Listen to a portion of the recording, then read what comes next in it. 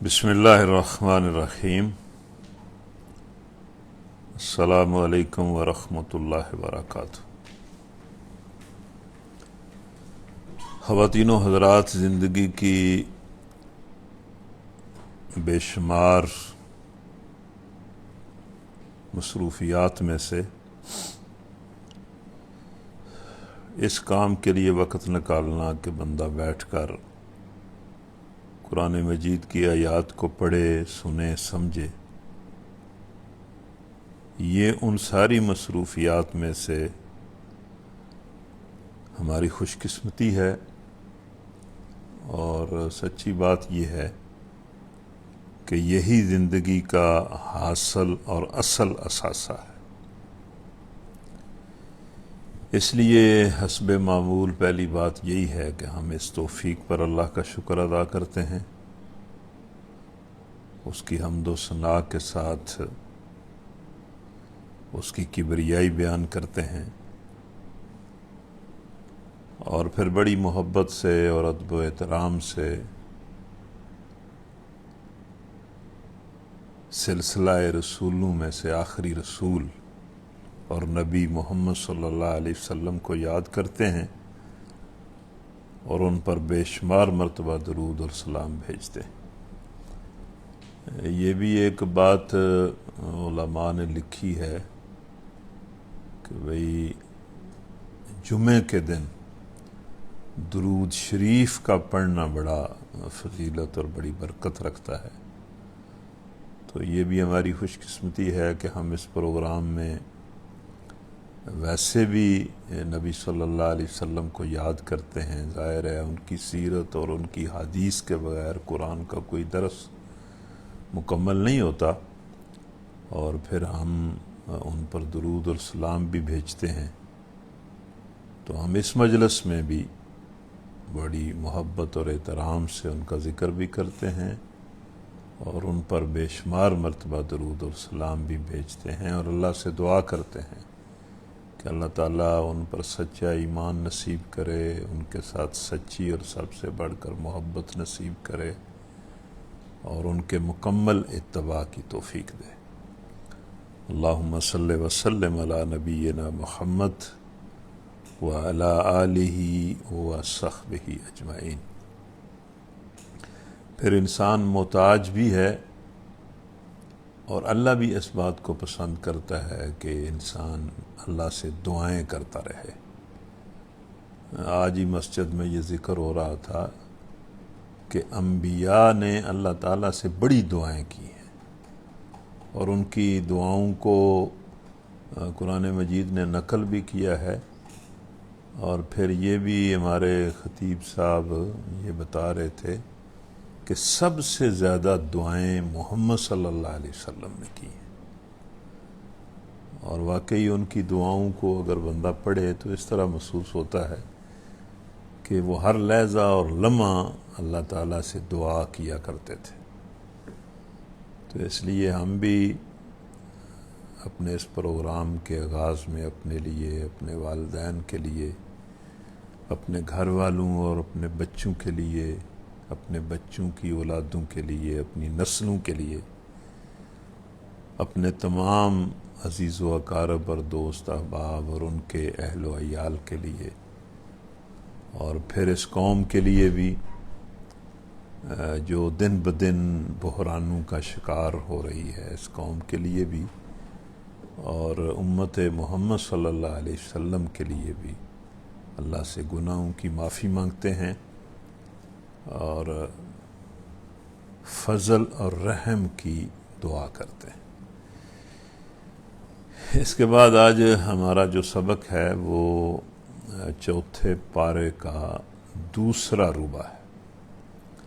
تو یہ جہاں سے آج ہمارا سبق شروع ہوگا، اس سے پچھلا جو رکوع ہم نے پڑھا ہے، اس رکوع سے وہ سورہ آل عمران کا وہ خطبہ شروع ہوتا ہے جس میں جنگ احد کا ذکر ہے۔ تو جنگ احد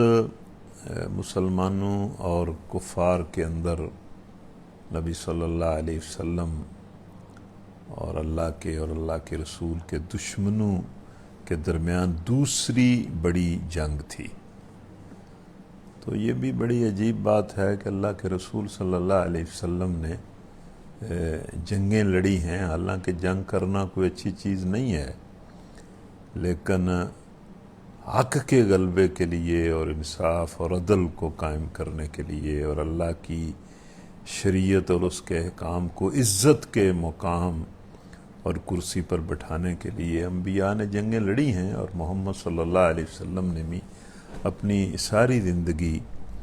جہاد و قتال میں گزاری ہے۔ تو یہ دوسری بڑی جنگ تھی، اس پر قرآن جو ہے وہ تبصرہ کرتا ہے اس کے حالات پر۔ تو یہ وہی تسلسل ہے، پیچھے سے یہ چل رہا ہے۔ تو آج ہمارا یہ سبق سورہ آل عمران کی آیت نمبر 130 سے شروع ہو رہا ہے۔ اعوذ باللہ من الشیطان الرجیم، بسم اللہ الرحمن الرحیم۔ یا ایہا الذین آمنوا لا تأکلوا الربا اضعافا مضاعفا واتقوا اللہ لعلکم تفلحون واتقوا النار التي أعدت للكافرين وأطيعوا الله والرسول لعلكم ترحمون وسارعوا إلى مغفرة من ربكم وجنة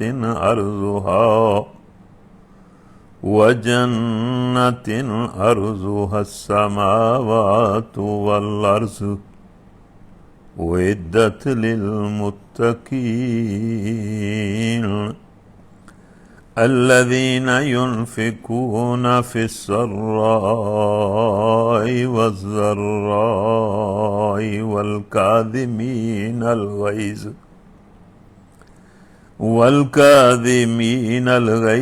والعافين عن الناس والله يحب المحسنين والذين إذا فعلوا فاحشة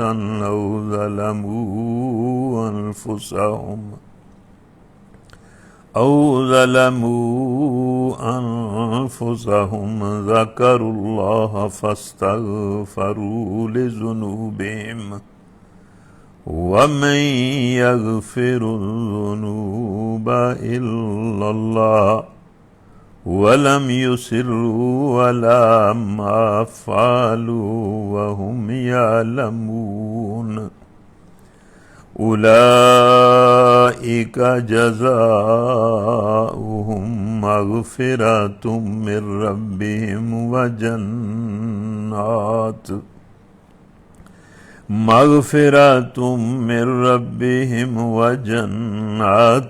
تجري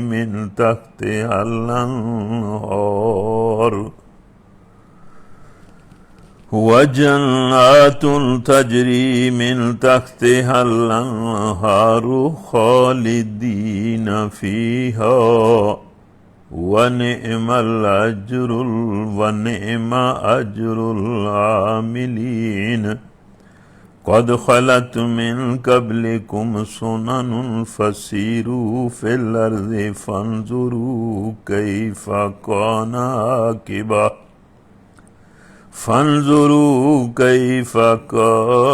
عاقبة المكذبين هذا بيان للناس وهدى وموعظة للمتقين ولا تهنوا ولا تحزنوا وأنتم الأعلون إن كنتم مؤمنين إن يمسسكم قرح فقد مس القوم قرح مثله وتلك الأيام نداولها بين الناس وَلِيَعْلَمَ اللَّهُ الَّذِينَ آمَنُوا وَيَتَّخِذَ مِنكُمْ شُهَدَاءَ وَاللَّهُ لَا يُحِبُّ الظَّالِمِينَ وَلِيُمَحِّصَ اللَّهُ الَّذِينَ آمَنُوا وَيَمْحَقَ الْكَافِرِينَ أَمْ حَسِبْتُمْ أَن تَدْخُلُوا الْجَنَّةَ ولما يعلم الله الذين جاهدوا منكم ويعلم الصابرين وَلَقَدْ كُنْتُمْ تَمَنَّوْنَ الْمَوْتَ مِنْ قَبْلِ أَنْ تَلْقَوْهُ فَقَدْ رَأَيْتُمُوهُ وَأَنْتُمْ تَنْظُرُونَ صدق اللہ العظیم۔ خواتین و حضرات، چونکہ قرآن اللہ کا کلام ہے اور واقعی یہ ایک معجزہ ہے، اور کلاموں میں سے بالکل بے مثل کلام ہے، جس طرح خود اللہ کی ذات بے مثل ہے، اسی طرح اس کا کلام بھی بے مثل ہے۔ تو اب جنگ احد پر تبصرہ ہو رہا ہے، لیکن اس تبصرے میں بہت ساری زندگی کی اور باتیں بھی اللہ تعالیٰ سمجھا رہا ہے، اور یہی قرآن کا انداز ہے کہ مطلب کوئی خطبہ یا کوئی بات اگر کسی ایک خاص واقعے سے متعلق بھی ہے تو بھی اس میں بہت ساری اور چیزیں ہیں اور بہت ساری اور نصیحتیں۔ اب دیکھیں، جنگ پر تبصرہ ہو رہا ہے اور پہلی آیت یہ ہے کہ اے لوگو جو ایمان لائے ہو، یہ بڑھتا اور چڑھتا سود کھانا چھوڑ دو۔ اب سود کا اور جنگ کا کیا تعلق ہے؟ میرا خیال ہے تھوڑا سا غور کرنے سے یہ اندازہ ہو سکتا ہے کہ اس کا ایک تعلق تو بنتا ہے کہ اللہ کے راستے میں جو جہاد اور قتال ہے، اس میں انسان کو اپنی جان کی قربانی بھی دینی پڑتی ہے، مال کی قربانی بھی دینی پڑتی ہے۔ تو ظاہر بات ہے کہ جو لوگ اس دنیا میں رہتے ہوئے دنیا کے اموال سے محبت کریں گے اور ایک حد سے بڑھ کر محبت کریں گے تو وہ تو اللہ کے راستے میں جہاد نہیں کر سکتے۔ ایک تو یہ بات ہے، اور چونکہ سود خور آدمی جو ہے، جو سود کھاتا ہے، اسے تو مال اکٹھا کرنے کی نہ صرف محبت ہے بلکہ نجائز حد تک محبت ہے، اور وہ دوسرے کا خون چوس کر بھی مال اکٹھا کرتا ہے۔ تو اس لیے اللہ تعالیٰ نے مطلب اس سود سے منع کیا کہ یہ مسلمان کا یہ شیوہ نہیں ہے کہ وہ انفاق کرنے کی بجائے، صدقات دینے کی بجائے، لوگوں کی مدد کرنے کی بجائے لوگوں کی مجبوریوں سے فائدہ اٹھائے اور ان کی مجبوریوں سے فائدہ اٹھا کر مال اکٹھا کرتا پھر۔ تو ایک تو یہ مطلب اس کا ایک قدرتی اس بات کا تعلق جنگ سے ہے کہ جو بندہ مال سے محبت کرتا ہے اور ناجائز حد تک کرتا ہے، وہ اللہ کے راستے میں کیا جہاد کرے گا۔ اور دوسرا، اگر اس جنگ احد پر غور کیا جائے تو اس کے ساتھ بھی اس کا ایک تعلق بنتا ہے کہ احد کے اندر جو مسلمانوں کو ایک لحاظ سے شکست ہوئی تھی، اس کا بڑا سبب یہ تھا کہ مسلمان عین کامیابی کے موقع پر مال کی طمع سے مغلوب ہو گئے تھے۔ یعنی جب فتح بالکل ہو گئی تھی اور مشرکین نے بھاگنا شروع کر دیا تھا، عین اس موقع پر مال کے لالچ میں مسلمان آ گئے اور اپنے کام کو مکمل کرنے کی بجائے غنیمت لوٹنے میں لگ گئے۔ یعنی اس فتح کو مکمل کرنے کی بجائے، اس کو اپنے منطقی انجام تک پہنچانے کی بجائے، مسلمانوں نے وہ غنیمت جو ہے وہ لوٹنا شروع کر دی۔ اس لیے حکیم مطلق نے اس حالت کی اصلاح کے لیے زر پرستی کے سرچشمے پر بند باندھنا ضروری سمجھا اور حکم دیا کہ سود خواری سے باز آ جاؤ۔ اس کا مطلب یہ ہے کہ سود خواری ایک گناہ بھی ہے، اور دوسرا کوئی بندہ جتنا مال کی محبت میں مبتلا ہو کر اس کو اکٹھا کرتا ہے اتنی اس کی محبت اور مال کے ساتھ بڑھتی ہے۔ تو سود کھانے والا بندہ ایک تو سود کھاتا ہے، دوسرا یہ کہ اس سود کھانے کے ذریعے بھی مال کے ساتھ اس کی محبت جو ہے وہ خواہ مخواہ اور زیادہ ہوتی ہے۔ تو اللہ تعالیٰ نے فرمایا کہ بھائی یہ سود خوری سے باز آ جاؤ، جس میں آدمی رات دن اپنے نفع کے بڑھنے اور چڑھنے کا حساب لگاتا رہتا ہے، اور جس کی وجہ سے آدمی کے اندر روپے کی ہرس بے حد بڑھتی چلی جاتی۔ تو یہ بھی مطلب اس آیت کا تعلق ہے۔ اور پھر اللہ نے فرمایا کہ اللہ سے ڈرو، امید ہے کہ فلاح پاؤ گے۔ مطلب یہ کہ سود چھوڑ دو اور اللہ سے ڈرو، مطلب اللہ سے ڈرنے کا یہ تقاضا ہے کہ سود چھوڑ دو، اور پھر یہ کہ اللہ سے ڈرو گے، یہ سود جس سے ہم تمہیں منع کر رہے ہیں اس سے رک جاؤ گے تو لعلکم تفلحون، فلاح پا جاؤ گے۔ اس میں عمومی بات بھی کہی جا سکتی ہے کہ یہ جو فلاح اور کامیابی ہے اس کا تعلق اللہ کے ساتھ، مطلب اس کا تعلق اللہ سے ڈرنے کے ساتھ ہے۔ جو بندہ اللہ سے ڈرتا ہے، اس کے احکام کی پابندی کرتا ہے، وہی فلاح پاتا ہے۔ وہ لوگ جو اللہ کی نافرمانیاں کرتے ہیں اور بظاہر وہ بڑی مطلب خوشحالی کی زندگی گزارتے ہیں، ایسا لگتا ہے، وہ کبھی بھی فلاح نہیں پا سکتے، وہ ظالم ہیں۔ اور اِنَّهُ لَا يُفْلِحُ الظَّالِمُونَ، ظالم کبھی بھی فلاح نہیں پا سکتے۔ اس کے بعد پھر اللہ نے فرمایا کہ وَاتَّقُوا النَّارَ الَّتِي أُعِدَّتْ لِلْكَافِرِينَ، اے مسلمانوں اس آگ سے بچو جو کافروں کے لیے تیار کی گئی ہے۔ اب یہ ان آیتوں میں خطاب اہل ایمان سے کیا گیا ہے، لیکن اہل ایمان سے کہا گیا ہے کہ اگر تم سود نہیں چھوڑو گے تو پھر تمہارا انجام وہی ہوگا جو کافروں کا انجام، یعنی پھر اسی آگ میں چلے جاؤ گے جو تمہارے لیے تو تیار ہم نے نہیں کی تھی، کافروں کے لیے کی تھی۔ لیکن اگر تم سود کھاؤ گے، سود کو اپنی معاشی زندگی کا سب کچھ بناؤ گے، تو پھر تم آگ میں چلے جاؤ گے۔ تو سود کو چھوڑ دو تاکہ اس آگ سے بچ جاؤ جو ہم نے کافروں کے لیے تیار کی۔ وَأَطِیعُوا اللَّهَ وَالرَّسُولَ لَعَلَّکُمْ تُرْحَمُونَ، اور اللہ اور رسول کا حکم مانو، توقع ہے کہ تم پر رحم کیا جائے گا۔ یعنی آپ دیکھیں کہ ویسے تو جنگ کے حالات پر تبصرہ ہے، لیکن سود سے منع کیا جا رہا ہے، اور لفظ کیسے ہیں کہ بھئی یہ بڑھتا چڑھتا سود کھانا چھوڑ دو، اللہ سے ڈرو، فلاح پاؤ گے، اس آگ سے بچو جو کافروں کے لیے تیار کی گئی ہے،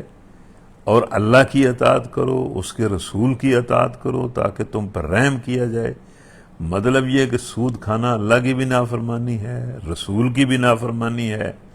اور اللہ کی رحمت سے محروم ہونے کا راستہ ہے۔ یہ جو سود ہے اس سے بندہ اللہ کی رحمت سے محروم ہو جاتا ہے۔ یہ پوری اب امت مسلمہ اس سود کے اندر گھری ہوئی ہے، تو اور رحمت سے محروم ہو گئی۔ تو بھائی سود چھوڑ دو، اس سے اللہ بھی منع کرتا ہے اور اس کے رسول صلی اللہ علیہ وسلم بھی منع کرتے ہیں۔ اس سے منع ہوگے تو تم پر رحم کیا جائے گا، اگر تم اس سے منع نہیں ہوگے تو تم پر رحم نہیں کیا جائے گا۔ اور دوڑ کر چلو اس راہ پر جو تمہارے رب کی بخشش اور اس جنت کی طرف جاتی ہے جس کی وسعت زمین اور آسمانوں جیسی ہے، اور وہ ان خدا ترس لوگوں کے لیے مہیا کی گئی ہے جو ہر حال میں اپنے مال خرچ کرتے ہیں، خواہ بد حال ہوتے ہیں یا خوش حال، جو غصے کو پی جاتے ہیں اور دوسروں کے قصور معاف کر دیتے ہیں۔ ایسے نیک لوگ اللہ کو بہت پسند ہیں، اور جن کا حال یہ ہے کہ اگر کبھی کوئی فحش کام ان سے سرزد ہو جاتا ہے یا کسی گناہ کا ارتکاب کر کے وہ اپنے اوپر ظلم کر بیٹھتے ہیں، تو معاً اللہ انہیں یاد آ جاتا ہے اور اس سے وہ اپنے قصوروں کی معافی چاہتے ہیں۔ کیونکہ وہ جانتے ہیں کہ اللہ کے سوا اور کون ہے جو گناہ معاف کر سکتا، اور وہ دیدہ دانستہ اپنے کیے پر اصرار نہیں کرتے۔ ایسے لوگوں کا بدلہ ان کے رب کے پاس یہ ہے کہ وہ ان کو معاف بھی کر دے گا اور ایسے باغوں میں انہیں داخل بھی کرے گا جن کے نیچے نہریں بہتی ہوں گی، اور وہاں وہ ہمیشہ رہیں گے۔ کیسا اچھا بدلہ ہے نیک عمل کرنے والوں کے لیے۔ تو یہ ان آیات پر اگر بندہ غور کرے تو اب یہ بھی مطلب ان کا جنگ سے کیا تعلق ہو سکتا ہے؟ جنگ کی تو کوئی بات ان میں بھی نہیں ہے۔ تو اب یہاں بھی اللہ تعالیٰ نے یہ بات سمجھائی ہے اہل ایمان کو کہ دیکھو، دنیا حاصل کرنا اور دنیا کے پیچھے بھاگنا اور دنیا کو 2 + 2 = 4 کرتے رہنا اور اس کی خوشحالیوں کو بڑا جانا اور اسی کو اپنی زندگی کا اوڑھنا بچھونا بنا لینا، یہ تو مومن کی شان نہیں ہونی چاہیے کہ دنیا کے پیچھے بھاگتا رہے بھاگتا رہے بھاگتا رہے۔ اس دنیا میں رہتے ہوئے اس کو اگر مطلب کسی چیز کی طلب میں دوڑ دھوپ کرنی چاہیے تو وہ تو جنت ہے۔ ہم نے تو دنیا حاصل کرنے کے لیے نہیں بنائی ہے، بلکہ ہم نے دنیا بنائی ہے آخرت حاصل کرنے کے لیے۔ یہ دنیا تو ختم ہو جانی ہے اور آخرت تو کبھی ختم نہیں ہوگی۔ تو ختم ہونے والی چیز کو تم کتنا حاصل کر لو گے، کتنا اسے اکٹھا کر لو گے؟ بلکہ جتنا اسے اکٹھا کرو گے، جب وہ موت کی شکل میں تم سے چھنے گی تو تمہیں زیادہ حسرت ہوگی۔ تو حاصل کرنے والی چیز جو ہے وہ تو جنت ہے، جنت کے پیچھے دوڑو۔ تو ایک تو ہو سکتا ہے کہ اس آیت میں یہ بھی اللہ تعالیٰ مطلب اس میں سمجھا رہا ہے کہ یہ جو جہاد و قتال ہے یہ تو جنت حاصل کرنے کا ذریعہ ہے، یہ اس کے ذریعے جنت حاصل کرو۔ اور دوسرا پھر اللہ تعالیٰ نے ان آیات میں جنتیوں کی صفات بتائی ہیں کہ جو جنت ہم نے اپنے بندوں کے لیے تیار کی ہے، جو جس کی وسعت زمین اور آسمانوں سے بھی زیادہ ہے، وہ کس طرح کی صفات رکھنے والے لوگوں کو ملے گی۔ تو اس میں پہلی صفت یہ ہے کہ جو بندہ ہر حال میں اللہ کی راہ میں خرچ کرتا ہے، یعنی اگر اس کے پاس ہوتے ہیں تو بھی خرچ کرتا ہے، اگر نہیں ہوتے تو بھی خرچ کرتا ہے، تھوڑے ہوتے ہیں تو بھی خرچ کرتا ہے۔ اور جو غصے کو پی جاتے ہیں، غصہ ایک ایسی چیز ہے کہ جو بندے کو بڑے بڑے فتنوں میں مبتلا کرتا ہے اور بندے کو بڑا ذلیل کر دیتا ہے۔ تو مسلمانوں کو، اہل ایمان کو اللہ تعالیٰ نے غصہ پینے کا حکم دیا ہے کہ غصے کو، لیکن اس کا یہ مطلب بھی نہیں ہے کہ وہ جہاں غصہ ضروری ہو وہاں غصہ نہ کیا جائے۔ بعض جگہ تو ایسی ہوتی ہیں جہاں غصہ کرنا پڑتا ہے۔ وہ ایک کتاب میں نے یہ پڑھا تھا کہ وہ غصہ نہ کرنا نیکی ہے، لیکن اگر ایسے موقع پر غصہ نہ کیا جائے جہاں غصہ ضروری ہے، جہاں اللہ کی کوئی حد ٹوٹ رہی ہو، کوئی اللہ کے دین کو نقصان پہنچ رہا ہو، یا کوئی بندے کی کوئی عزت کا مسئلہ ہو، وہاں جہاں اس کو غصہ کرنا چاہیے وہاں وہ غصہ نہ کرے، تو وہ تو پھر غصہ نہ کرنا بغیرتی ہو جائے گی۔ لیکن یہ عام حالات میں اللہ تعالیٰ نے کہا ہے کہ بھئی ایک کمزور آدمی ہے، اس سے کوئی غلطی ہو جاتی ہے تو آپ غصے کو پی جائیں، درگزر کریں اور دوسروں کے قصور معاف کر دیتے ہیں۔ ایسے نیک لوگ اللہ کو بہت پسند ہیں۔ ان میں بھی مطلب یہ جو جس معاشرے کے اندر لوگ جو ہیں وہ مال کو اکٹھا کرتے ہیں اور سود کھاتے ہیں، اس مال اکٹھا کرنے کی وجہ سے اور ہرس کی وجہ سے اور سود خوری کی وجہ سے یہ اخلاقی بیماریاں بھی بڑی پیدا ہوتی ہیں۔ سود خواری جس سوسائٹی میں موجود ہوتی ہے، یہ ذرا سنیں آپ، اس کے اندر سود خواری کی وجہ سے دو قسم کے اخلاقی امراض پیدا ہوتے ہیں۔ سود لینے والوں میں ہرس اور طمع، بخل اور خود غرضی۔ جو لوگ سود لیتے ہیں ان میں ہرس اور طمع پیدا ہوتا ہے، بخل پیدا ہوتا ہے اور حد درجے کی خود غرضی پیدا ہوتی ہے۔ اور جو سود دینے والے ہوتے ہیں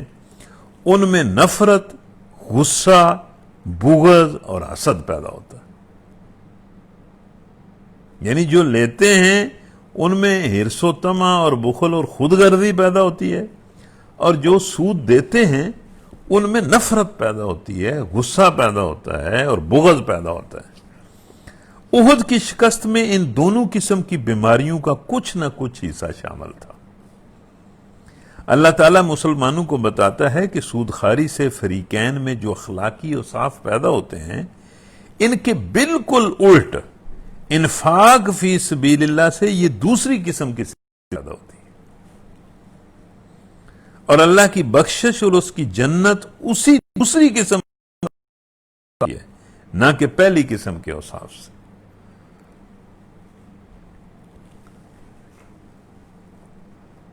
اور جن کا حال یہ ہے کہ اگر کبھی کوئی فوش کام ان سے سرزد ہو جاتا ہے یا کسی گناہ کا ارتکاب کر کے وہ اپنے اوپر ظلم کر بیٹھتے ہیں تو مان اللہ انہیں یاد آ جاتا ہے۔ یہ بھی مومن کی صفت ہے کہ اگر اس سے کوئی غلطی ہو جائے تو فوراً وہ چکنا ہو جاتا ہے اور اللہ سے معافی مانگتا ہے، اور اس سے وہ اپنے قصوروں کی معافی چاہتے ہیں، کیونکہ اللہ کے سوا اور کون ہے جو گناہ معاف کر سکتا ہو۔ دانستہ اپنے کیے پر اصرار نہیں کرتے۔ ایسے لوگوں کی جزا ان کے رب کے پاس یہ ہے کہ وہ ان کو معاف بھی کر دے گا اور ایسے باغوں میں انہیں داخل کرے گا جن کے نیچے نہریں بہتی ہوں گی اور وہاں وہ ہمیشہ رہیں گے۔ کیسا اچھا عمل کرنے والوں کے لیے۔ تو یہ اللہ سے دعا کرنی چاہیے کہ اللہ تعالی ہمارے اندر بھی اپنی رضا کا اور جنت کا شوق پیدا کرے، اور اللہ تعالی ہمیں جہنم سے بچائے اور جنت دے۔ لیکن اس دعا کے ساتھ ہی بندے کو یہ بھی سوچنا چاہیے کہ جنت کی طلب کے ساتھ اسے وہ صفات اپنے اندر پیدا کرنی چاہیے جن صفات کی وجہ سے کوئی بندہ جنت میں جاتا ہے۔ ماذ تو یہ بات نہیں ہے کہ یا اللہ جنت دے، یا اللہ جنت دے، یا اللہ جنت دے۔ جنت کچھ صفات کی وجہ سے ملتی ہے، بلکہ بندے کو جنت کی شاید اتنی فکر نہیں کرنی چاہیے جتنی ان صفات کی فکر کرنی چاہیے جن کی وجہ سے کوئی بندہ جہنم سے بچتا ہے اور جنت میں داخل ہوتا ہے۔ تم سے پہلے بہت سے دور گزر چکے ہیں، زمین میں چل پھر کر دیکھ لو کہ ان لوگوں کا کیا انجام ہوا جنہوں نے اللہ کے احکام و ہدایات کو جھٹلایا۔ یہ لوگوں کے لیے ایک صاف اور صریح تنبیہ ہے، یہ جو قرآن مجید ہے، اور جو اللہ سے ڈرتے ہوں ان کے لیے ہدایت اور نصیحت ہے۔ اب یہ جو اللہ نے فرمایا کہ بہت سے دور گزر گئے، تو واقعی کتنے دور ہم سے پہلے گزر گئے، کتنے انسان گزر گئے، کتنی تہذیبیں گزر گئیں، کتنی قومیں گزر گئیں، کتنے تمدن گزر گئے، کتنے بڑے بڑے انسان جنہوں نے بڑے بڑے دنیا کے اندر کام کیے وہ بھی گزر گئے۔ لیکن اس میں ایک لطیف بات اللہ ارشاد فرماتا ہے، اس پر لوگوں کو تاریخ کے مطالعے میں اس پر غور کرنا چاہیے کہ اللہ فرماتا ہے کہ جب کبھی بھی انسانوں نے میرے احکام اور ہدایات کی نافرمانی کی ہے تو اس کا انجام برائی ہوا۔ تو یہ بات بالکل ٹھیک ہے کہ جب قومیں اور معاشرے اللہ تعالیٰ سے کے احکام سے بالکل دور ہو جاتے ہیں تو فساد اور فتنے اور ظلم اور زیادتیاں انسانوں کے ساتھ ہوتی،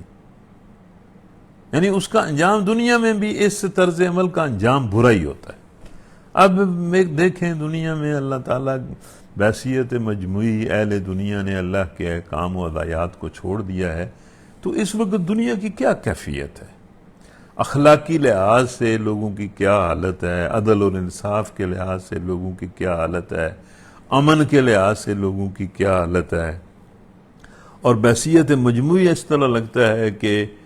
پوری انسانیت جو ہے وہ بالکل ایک آگ کے گڑھے کے اوپر کھڑی ہے،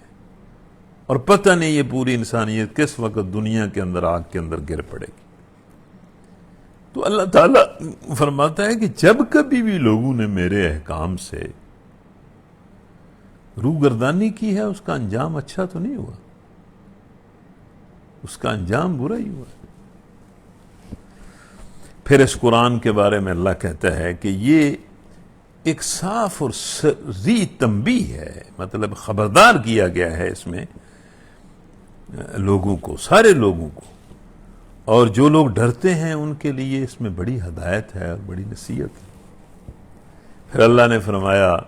کہ مسلمانوں کوئی بات نہیں، اگر احد کے اندر تمہیں چوٹ لگی ہے تو کوئی ایسی بات نہیں ہے، دل شکستہ نہ ہو، غم نہ کرو، تم ہی غالب رہو گے اگر تم مومن ہو۔ یعنی اگر تم نے ایمان کی قدر کی اور ایمان کے تقاضے پورے کیے نا،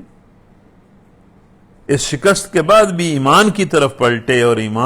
اپنے ایمان کو درست کیا، تو تمہارے لیے اللہ تعالیٰ فتح اور نصرت کے دروازے کھول دے گا۔ اور پھر اللہ تعالیٰ نے حوصلہ دلانے کے لیے مسلمانوں کو کہا کہ اس وقت اگر تمہیں چوٹ لگی ہے تو اس سے پہلے ایسی ہی چوٹ تمہارے مخالف فریق کو بھی لگ چکی ہے جنگ بدر میں، تو اگر وہ چوٹ کر پست ہمت نہیں ہوئے چوٹ کھا کر، بلکہ چوٹ کھانے کے بعد انہوں نے دوسری مرتبہ تم پر حملہ کر دیا ہے، تو تم اتنے کیوں گھبراتے ہو اور کمزوری کیوں دکھاتے؟ یہ تو زمانے کے نشیب و فراز ہیں جنہیں اللہ تعالیٰ حکمت کے تحت لوگوں کے درمیان گردش کراتا رہتا ہے، یہ دن بدلتے رہتے ہیں۔ تم پر یہ وقت اس لیے لایا گیا ہے کہ اللہ دیکھنا چاہتا تھا کہ تم میں سے سچے مومن کون ہیں، اور ان لوگوں کو چھانٹ لینا چاہتا تھا جو واقعی راستی کے گواہ ہوں۔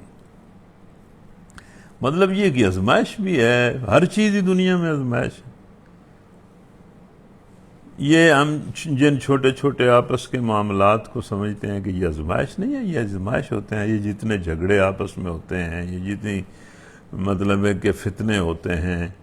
یہ ساری آزمائش ہوتی ہے کہ وہ بندہ اس میں کیا کرتا ہے، اللہ کی تعلیمات کا کوئی خیال رکھتا ہے یا اپنے نفس اور اپنی انا کے بت کو پوجتا ہے۔ تو یہ ساری چیزیں جو ہیں یہ آزمائش ہوتی ہیں، اور وہ اس آزمائش کے ذریعے سے مومنوں کو الگ چھانٹ کر کافروں کے سرکوبی کر دینا چاہتا تھا۔ کیا تم نے یہ سمجھ رکھا ہے کہ یوں ہی جنت میں چلے جاؤ گے؟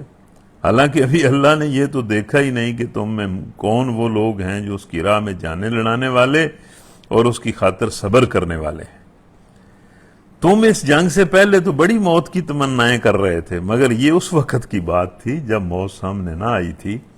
لو اب وہ تمہارے سامنے آ گئی اور تم نے اسے آنکھوں سے دیکھ لیا۔ جب مسلمانوں پر وہ مطلب یہ کہ وہ جنگ نے پلٹا کھایا اور مسلمانوں کی غلطی کی وجہ سے وہ حالات میں مطلب ہے کہ شدت پیدا ہوئی، بھگدڑ مچی، تو پھر کوئی ادھر بھاگ رہا تھا، کوئی ادھر بھاگ رہا تھا، تو اللہ تعالیٰ نے اس کے بارے میں کہا کہ پہلے تو تم بڑے دعوے کرتے تھے، لیکن اب جب موت سامنے آئی ہے تو پھر پتہ چلا ہے کہ موت کو اس طرح فیس کرنا کوئی آسان نہیں ہوتا۔ اس میں ایک بڑی یہ خوبصورت بات لکھی ہوئی ہے، وَيَتَّخِذَ مِنْكُمْ شُهَدَاءَ۔ یہاں ترجمے میں تو یہ لکھا ہوا ہے اور ان لوگوں کو اللہ چھانٹ لینا چاہتا تھا جو واقع ہی راستی کے گواہ ہوں۔ لیکن یہاں حاشیے میں لکھا ہوا ہے کہ ان الفاظ کا ایک مطلب تو یہ ہے کہ اللہ تم لوگوں میں سے کچھ شہید لینا چاہتا تھا، مطلب کچھ لوگوں کو شہادت کا رتبہ دینا چاہتا تھا، اس لیے یہ حالات پیدا کیے اللہ تعالیٰ نے، یعنی کچھ لوگوں کو شہادت کی عزت بخشنا چاہتا تھا۔ اور دوسرا مطلب یہ ہے کہ اہل ایمان اور منافقین کے اس مخلوط گروہ میں سے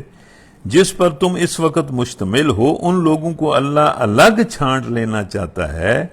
جو حقیقت میں شہداء علی الناس ہیں، یعنی اس منصب جلیل کے حقدار ہیں جس پر ہم نے امت مسلمہ کو سرفراز کیا ہے۔ وما محمد إلا رسول قد خلت من قبله الرسل أفإن مات أو قتل انقلبتم على أعقابكم ومن ينقلب على عقبيه فلن يضر الله شيئا وسيجزي الله الشاكرين وما كان لنفس أن تموت إلا بإذن الله كتابا مؤجلا ومن يرد ثواب الدنيا نؤتيه منها ومن يرد ثواب الآخرة نؤتيه منها وسنجزي الشاكرين وكأيا من نبي قاتل معه ربيون كثير فما وخنوا لما أصابهم في سبيل الله وما ضعفوا وما استكانوا والله يحب الصابرين وما كان قولهم إلا أن قالوا ربنا اغفر لنا ذنوبنا وإسرافنا في أمرنا وثبت أقدامنا وانصرنا على القوم الكافرين فآتاهم الله ثواب الدنيا وحسن ثواب الآخرة والله يحب المحسنين۔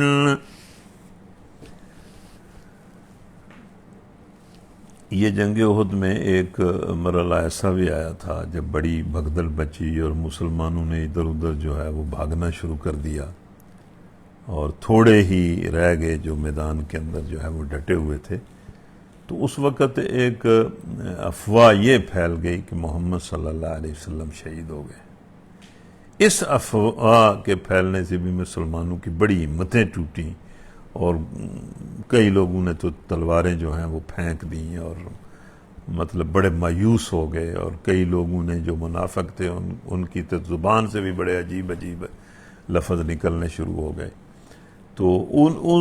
اس وقت جو کیفیت مسلمانوں کی ہوئی اس پر اللہ تعالیٰ تبصرہ کرتا ہے اور فرماتا ہے کہ بھائی محمد اس کے سوا کچھ نہیں ہے کہ ایک اللہ کے رسول ہیں، ان سے پہلے اور بھی بڑے رسول گزر چکے،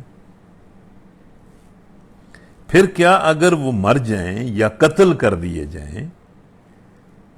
تو تم الٹے پاؤں جاہلیت اور کفر میں پھر جاؤ گے؟ مطلب پہلے بھی انبیاء آتے رہے ہیں اور دنیا سے جاتے رہے ہیں، تبھی موت بھی انہیں آئی ہے اور اللہ کے راستے میں وہ شہید بھی ہوئے ہیں۔ تو اگر مطلب نبی صلی اللہ علیہ وسلم کو موت آ جائے یا انہیں شہید کر دیا جائے تو تم لوگ دین کو چھوڑ جاؤ گے، الٹے پھر جاؤ گے۔ یاد رکھو جو الٹا پھرے گا وہ اللہ کا کچھ بھی نقصان نہ کرے گا، البتہ جو اللہ کے شکر گزار بندے بن کر رہیں گے انہیں وہ اس کی جزا دے گا۔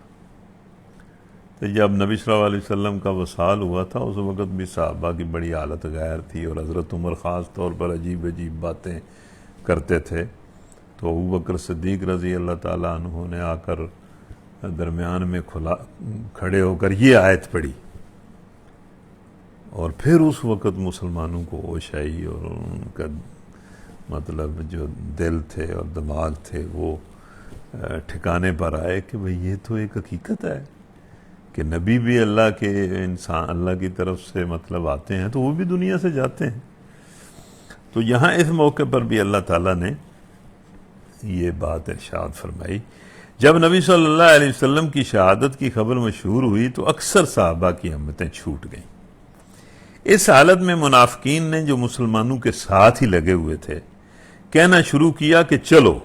عبداللہ بن ابی کے پاس چلیں تاکہ وہ ہمارے لیے ابو سفیان سے امان لے دے۔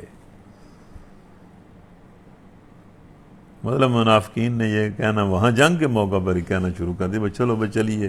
عبداللہ بن ابی نو آکھیے یا ابو سفیان کو ساڑھے واسطے کو معافی شافی مانگ دے یہ تو کم بڑا خراب ہو گیا، ان کی رہ گیا، تو سب کچھ ختم ہو گیا۔ اور بعد نے یہاں تک کہہ ڈالا کہ اگر محمد اللہ کے رسول ہوتے تو قتل کیسے ہوتے؟ چلو اب اپنے دین آبائی کی طرف لوٹ چلے۔ انہی باتوں کے جواب میں ارشاد ہو رہا ہے کہ اگر تمہاری حق پرستی محض محمد صلی اللہ علیہ وسلم کی شخصیت اور زندگی سے وابستہ ہے، اور تمہارا اسلام اتنا کمزور بنیاد ہے کہ محمد صلی اللہ علیہ وسلم کے دنیا سے رخصت ہوتے ہی تم اسی کفر کی طرف پلٹ جاؤ گے جس سے نکل کر آئے تھے، تو اللہ کو تمہارے اس طرح کے دین کی کوئی ضرورت نہیں ہے۔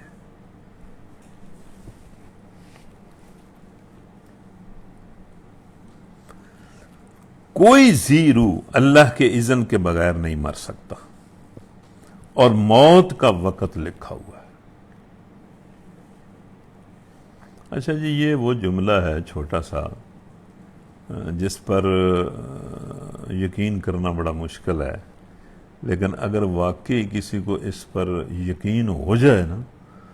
تو وہ بندہ بلا کا بہادر اور جرت مند بندہ ہو جاتا ہے۔ یعنی اس کا یہ پختہ ایمان ہو جائے کہ اللہ کے اذن کے بغیر میں نے نہیں مرنا، اور دوسرا یہ اسے ایمان ہو جائے کہ موت کا وقت لکھا ہو،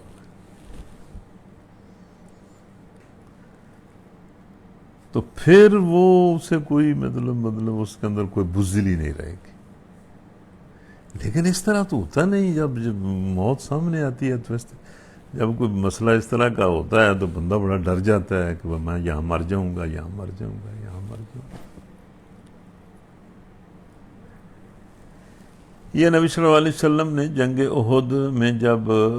وہ صفیں باندھ رہے تھے مسلمانوں کی، تو اس وقت بھی نبی صلی اللہ علیہ وسلم نے فرمایا تھا صحابہ سے کہ دیکھو، ایک تو وقت موت کا مقرر ہے، جس وقت موت آنی ہے اسی وقت آنی ہے، اور دوسرا جتنا رزق تم نے کھانا ہے نا، جتنا رزق اللہ تعالیٰ نے تمہیں دینا ہے اتنا ہی دینا ہے، اور یہ دونوں چیزیں ہی بندے کے اندر کمزوری پیدا کرتی۔ ایک یہ رزق بندے کے اندر بڑی کمزوری پیدا کرتا ہے، اور دوسرا یہ زندگی کی رس جو ہے وہ بندے کے اندر کمزوری پیدا کرتی ہے۔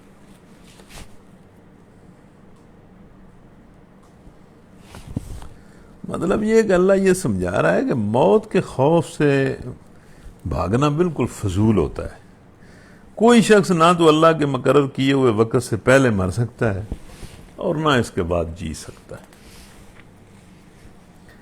جو شخص ثواب دنیا کے ارادے سے کوئی کام کرے گا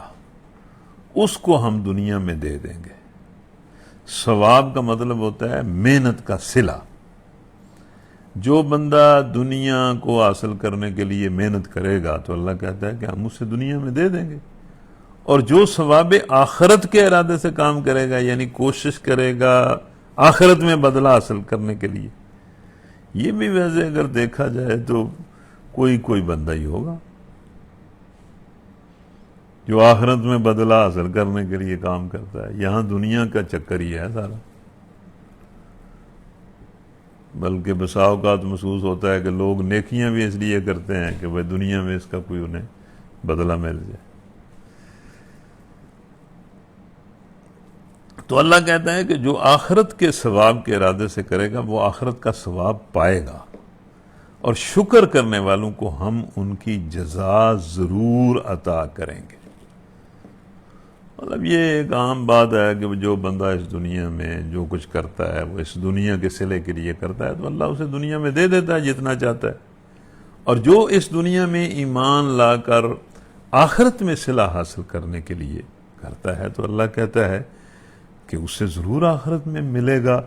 اور شکر کرنے والوں کو ہم ان کی جزا ضرور عطا کریں گے۔ یہاں جو شکر کی تشریح لکھی ہوئی ہے وہ بڑی زبردست تشریح ہے، بڑی سننے اور سمجھنے والی تشریح ہے۔ شکر کرنے والوں سے مراد وہ لوگ ہیں جو اللہ کی اس نعمت کے قدر شناس ہوں کہ اس نے دین کی صحیح تعلیم دے کر انہیں دنیا اور اس کی محدود زندگی سے بہت زیادہ وسیع اور ایک ناپائید کنار عالم کی خبر دی ہے، اور انہیں اس حقیقت سے آگاہی بخشی ہے کہ انسانی سعی و عمل کے نتائج صرف اس دنیا کی چند سالہ زندگی تک محدود نہیں ہیں، بلکہ اس زندگی کے بعد ایک دوسری دنیا ہے، اس تک ان کا سلسلہ دراز ہوتا ہے۔ مطلب یہ جو علم ہے نا کہ بھئی اللہ تعالیٰ نے انسان کو بتایا ہے کہ بھئی یہ دنیا صلے کے لیے نہیں ہے بلکہ ایک دوسری دنیا ہے جس میں اللہ تعالیٰ جو ہے وہ بہت بڑا صلہ اور اجر دیتا ہے، یہ علم جو ہے یہ بہت بڑی نعمت ہے، اور اس پر ایمان بہت بڑی نعمت ہے۔ اس علم اور ایمان کی قدر کرنا اور شکر کرنا اور اس کے تقاضے پورے کرنا یہ بہت بڑی بات ہے۔ یہ وسعت نظر اور یہ دور بینی اور عاقبت اندیشی حاصل ہو جانے کے بعد جو شخص اپنی کوششوں اور محنتوں کو اس دنیا کی زندگی کے ابتدائی مرحلے میں بارآور ہوتے نہ دیکھے یا ان کا برعکس نتیجہ نکلتا دیکھے اور اس کے باوجود اللہ کے بھروسے پر کام کرتا چلا جائے، جس کے متعلق اللہ نے اسے یقین دلایا ہے کہ بہرحال آخرت میں اس کا نتیجہ اچھا ہی نکلے گا، وہ شکر گزار بندہ ہے۔ مطلب ایک بندہ ہے جو آخرت کے صلے پر ایمان رکھتا ہے اور اس کے لیے محنت کرتا ہے، اور اسے دنیا میں اسے کچھ نہیں ملتا یا بعض اوقات اسے آزمائشوں سے گزرنا پڑتا ہے، اور اس کے باوجود وہ آخرت کے صلے کی امید پر کام کرتا چلا جاتا ہے، تو اس کو اللہ نے کہا ہے کہ یہ میری طرف سے یہ جو علم ہے نا اس کی قدر کرتا ہے، اور یہ میرا شکر گزار بندہ۔ برعکس اس کے جو لوگ اس کے بعد بھی دنیا پرستی کی تنگ نظری میں مبتلا رہیں، مطلب اس علم کے آنے کے بعد بھئی اصل صلہ تو آخرت میں ملے گا، اور اس پر ایمان کا اظہار کرنے کے بعد بھی دنیا کے اندر تنگ نظری کا مظاہرہ کریں، تو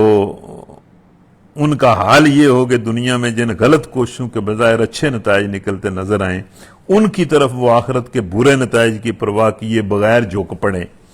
اور جن صحیح کوششوں کے یہاں بارآور ہونے کی امید نہ ہو یا جن سے یہاں نقصان پہنچنے کا خطرہ ہو، ان میں آخرت کے نتائج خیر کی امید پر اپنا وقت، اپنے مال اور اپنی قوتیں صرف کرنے کے لیے تیار نہ ہوں،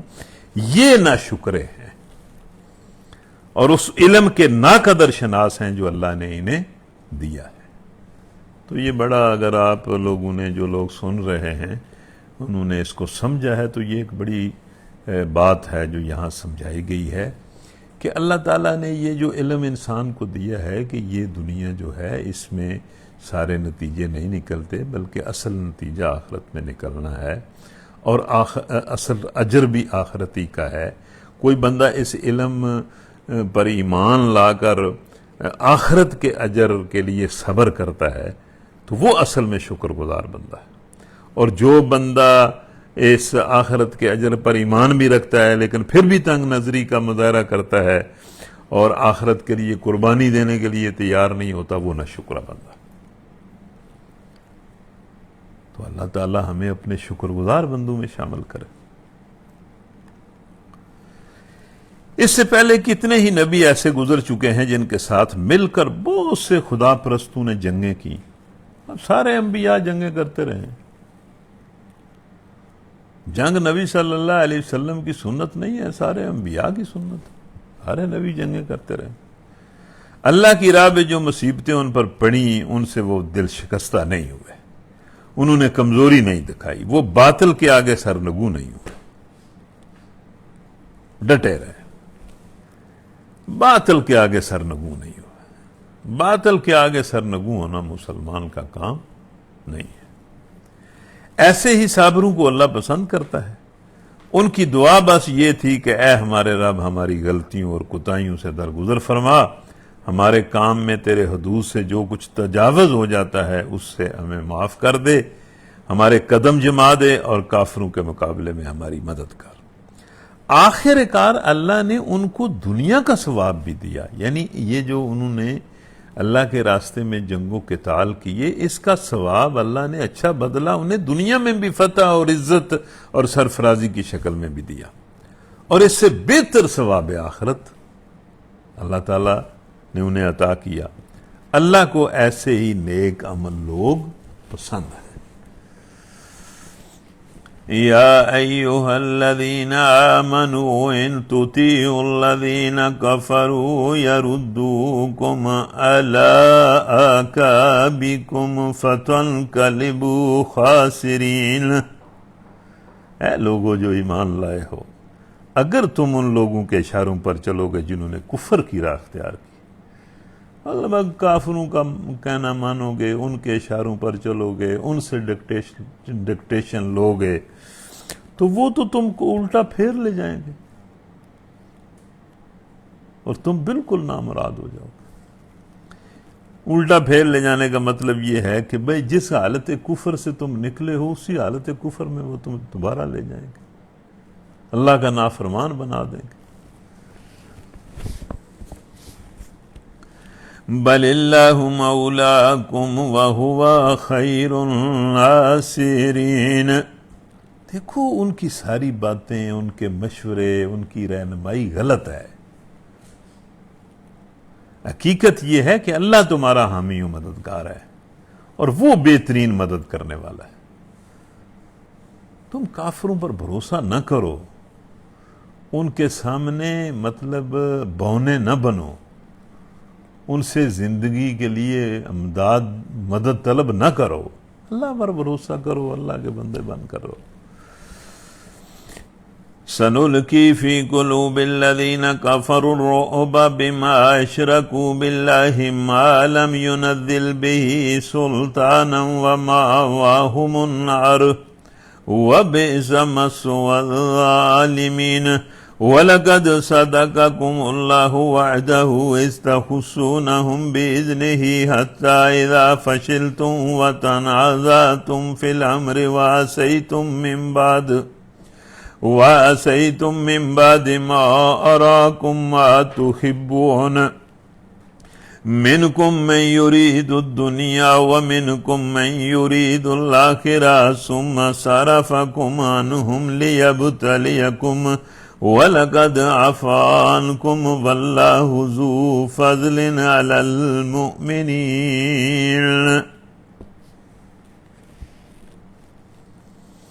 عنقریب وہ وقت آنے والا ہے جب ہم منکرین حق کے دلوں میں روب بٹھا دیں گے.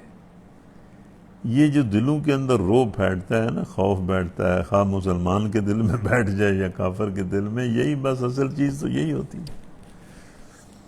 تو اللہ کہتا ہے کہ اگر مسلمانوں تم مجھ پر بھروسہ کرے گے تو مجھے تو بڑے اختیار حاصل ہے، میں تو ان کے دلوں کے اندر روب بٹھا دوں، ان کے دلوں کو ہی خوف زدہ کر دوں گا. اس لیے کہ انہوں نے اللہ کے ساتھ ان کو خدائی میں شریک ٹھہرایا ہے، جن کے شریک ہونے پر اللہ نے کوئی سند نازل نہیں کی. مطلب یہ مشرک لوگ ہیں، ہم ان کے دلوں پر حملہ کریں گے اور ان پر تمہارا روب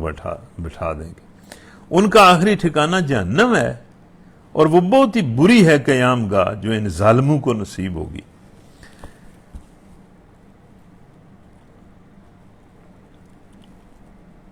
اللہ نے تائید و نصرت کا جو وعدہ تم سے کیا تھا وہ تو اس نے پورا کر دیا. اب جنگ احد کی اللہ بات کرتا ہے، جنگ احد سے پہلے اللہ نے وعدہ کیا تھا کہ بھائی میں فرشتے بھیجوں گا، تمہاری مدد کروں گا، 3000 5000 فرشتے بھیجوں گا. تو اللہ کہتا ہے ہم نے تو اس وعدے کو پورا کیا.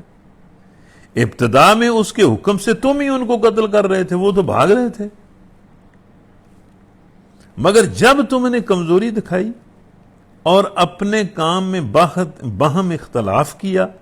اور جو ہی کہ وہ چیز اللہ نے تمہیں دکھائی جس کی محبت میں تم گرفتار تھے، یعنی مال غنیمت، تم اپنے سردار یعنی اللہ کے نبی کے حکم کی خلاف ورزی کر بیٹھے. اس لیے کہ تم میں سے کچھ لوگ دنیا کے طالب سے اور کچھ آخرت کی خواہش رکھتے تھے. تب اللہ نے تمہیں کافروں کے مقابلے میں پسپا کر دیا تاکہ تمہاری آزمائش کرے، اور حق یہ ہے کہ اللہ نے پھر بھی تمہیں معاف کر دیا کیونکہ مومنوں پر اللہ بڑی نظر عنایت رکھتا ہے. اچھا، اس میں اب بڑی عجیب بات ہے کہ پہلے مسلمانوں کو فتح ہوئی، وہ مشرکین نے بھاگنا شروع کر دیا، مسلمان ان کو قتل کر رہے تھے، لیکن پھر غلطی ہوئی اور پھر سارا کام خراب ہو گیا. لیکن اللہ کہتا ہے کہ اللہ نے پھر بھی تمہیں معاف کر دیا. اس کی تشریح میں بڑا زبردست حاشیہ لکھا ہوا ہے. یعنی تم نے تو غلطی ایسی کی تھی کہ اگر اللہ تمہیں معاف نہ کر دیتا تو اس وقت تمہارا بالکل خاتمہ ہو جاتا. یہ اللہ کا فضل تھا اور اس کی تائید اور حمایت تھی جس کی بدولت تمہارے دشمن تم پر قابو پا لینے کے بعد ہوش گم کر بیٹھے اور بلا وجہ خود ہی پسپا ہو کر واپس چلے گئے. حالانکہ اگر اس وقت وہ واپس نہ جاتے تو وہ تمہیں بھی مطلب پیش کر رکھ دیتے. اگر وہ مدینے کی بستی میں داخل ہو جاتے تو مدینے کی کل آبادی 3000 تھی.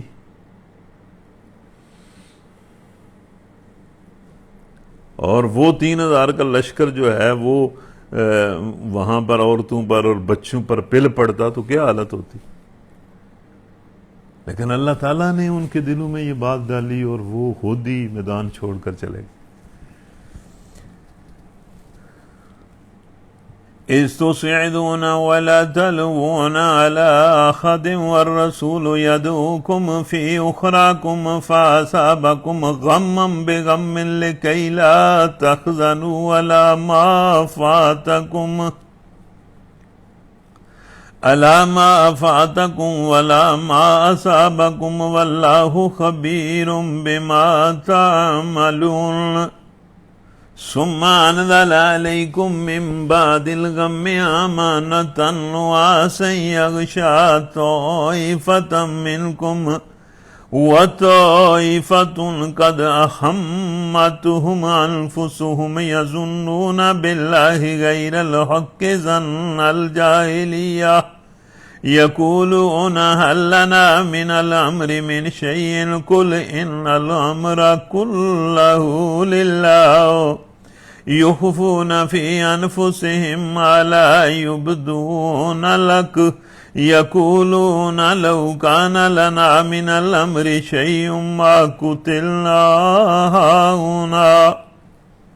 قل لو كنتم في بيوتكم لبرز الذين كتب عليهم القتل إلى مضاجعهم وَلِيَبْتَلِيَ اللَّهُ مَا فِي صُدُورِكُمْ وَلِيُمَحِّصَ مَا فِي قُلُوبِكُمْ وَاللَّهُ عَلِيمٌ بِذَاتِ الصُّدُورِ. إِنَّ الَّذِينَ تَوَلَّوْا مِنْكُمْ يَوْمَ الْتَقَى الْجَمْعَانِ إِنَّمَا اسْتَزَلَّهُمُ الشَّيْطَانُ بِبَعْضِ مَا كَسَبُوا وَلَقَدْ عَفَا اللَّهُ عَنْهُمْ إِنَّ اللَّهَ غَفُورٌ رَحِيمٌ.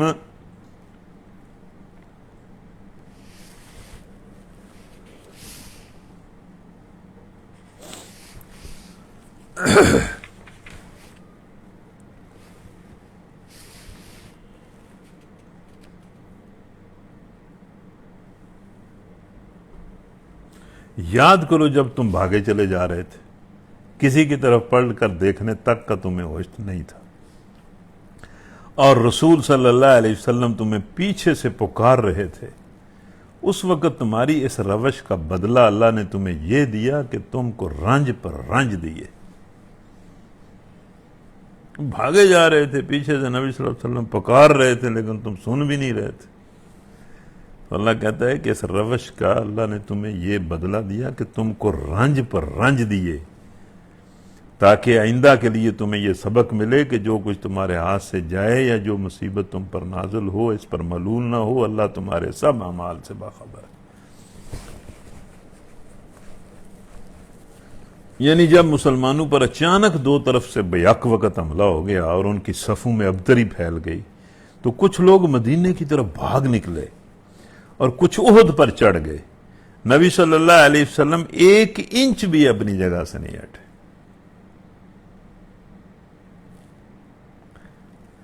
دشمنوں کا چاروں طرف سے ہجوم تھا. 10-12 آدمیوں کی مٹھی بھر جماعت پاس رہ گئی تھی،